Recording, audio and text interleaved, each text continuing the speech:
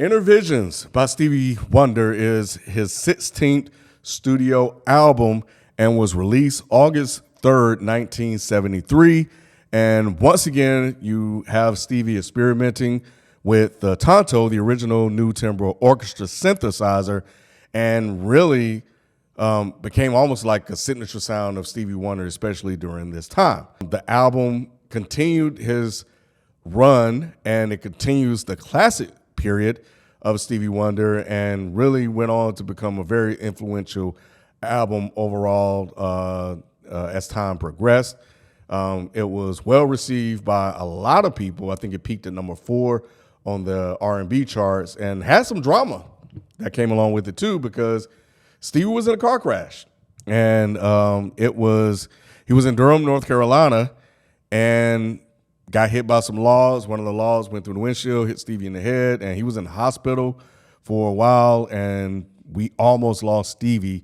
He recovered because one of his friends was singing one of Stevie's songs to him while he was in the hospital. I think it was Higher Ground, and Stevie responded to that. So interesting story there. So definitely look that up if you haven't heard about it. But Stevie was concerned that he wouldn't be able to play any music, singing, so he had to relearn a lot of things because they were saying that his head was swollen 5 times the normal. So anyway, but nevertheless, he's still with us, and this album, once again, is incredible, and I think is a front to back banger on here. Stevie Wonder had 3 hits off of here: Higher Ground, Living for the City, and Don't You Worry About a Thing. And then He's Mr. Know-It-All was released as a single too, but I don't think it did all that well for him. Stevie touched on a lot of things on this album, from drug abuse with Too High, the balance, of course, All in Love is Fair, of course, Love as well, systemic racism with Living for the City. So Stevie addressed some social issues on here as well, which he's been pretty consistent with his albums for the most part. And the thing about this album, and what I'm starting to notice with a lot of Stevie Wonder's album, is just the variety in his compositions. On this one, Stevie pretty much played damn near every instrument, and he does that on a lot of his albums, especially during this classic period. So what you're hearing in every single song is all Stevie. Drumming, keyboards, like the whole nine. It's really incredible. The man spent a lot of time working and refining his craft, and that's why he's so brilliant. But anyway, let's get to the songs. It opens with Too High. Great way to start the record. Has a great tempo to it, a great musical opening to it, and just even the chorus is great. So that is a really good song. And then, of course, it goes to Visions in My Mind, which is another one of my favorite ballads by Stevie Wonder, and one of my favorite slow jams of all time. And then after that, Stevie picks it back up with Living for the City, which I think they're saying is the first time that people have actually captured the real city sounds on a record. And it speaks to like a lot of the social issues that are going on, and that were going on in the world at that time and continue to go on in the world today.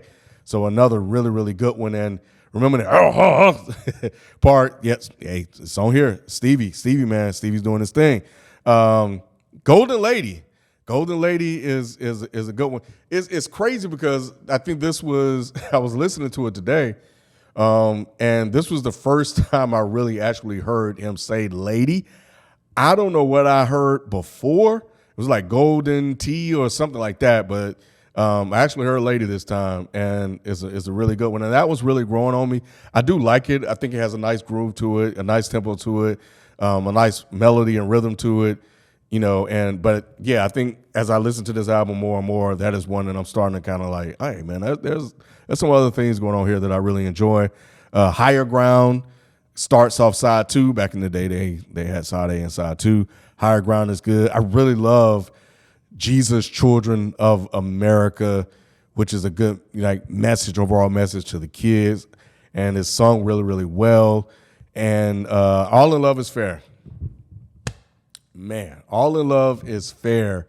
Again, like Stevie has one of my favorite, like two of my favorite ballads by him are on this album. All in Love and Fair. All in Love is Fair is just vocally what Stevie does, just singing that song from like just like a guy just kind of talking to you, and then he just builds up and it just builds up and he just kind of lets you know like the pain and the passion that he's feeling in the chorus. He just delivers it, and then when it gets all the way to the end, the way he closes that song with that final note, and he just brings it home, and he just really nails the final point of what the message that he's trying to get across. And it's just incredible singing by Stevie Wonder.